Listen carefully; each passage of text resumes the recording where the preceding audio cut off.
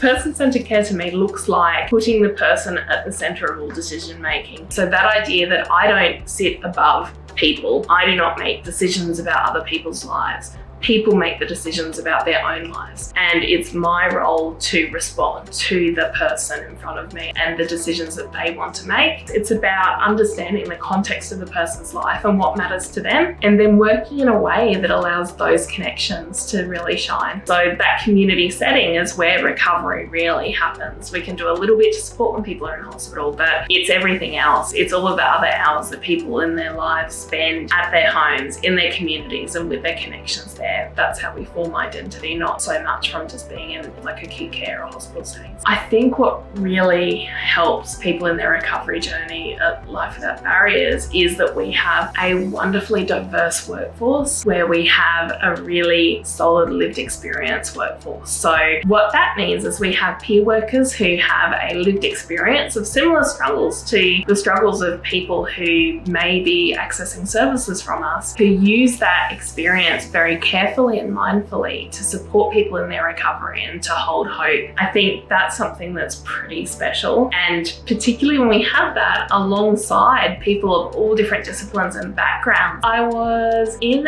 a session with a couple of people in a family, and I was talking about something, and the person I was working with told me to shut up, I don't want to talk about that, can we talk about something else? And people might think that that's like not a great thing, but I was so excited. I was so happy, because one of the things that's really important is helping people to be able to have a voice, to speak up, to say if they want something different. And many people that we support in mental health have had lots of experiences where they haven't felt safe to be able to speak up. And for me and for that person, that felt like a huge breakthrough, that they could say, no, I want you to change direction. I want you to do something else. It was just absolute gold, and it was also really funny. They were advocating for themselves beautifully. The biggest myth that I would like to bust is that there's any such thing as someone being crazy. It doesn't exist. No matter what diagnosis someone might have, no matter what symptoms someone might experience, that if you don't understand the person might seem strange or odd or unusual. Once you understand the person's experience, where they're coming from, you understand where the person's coming from, and then you learn that actually we're all just human. There's no them or us, right? There's only us, and different people might have different things that happen for them and different ways that they cope with being in a world that can sometimes be pretty chaotic and scary. But that doesn't mean that people are worse or bad or wrong, even when they're experiencing symptoms that are really painful or confusing.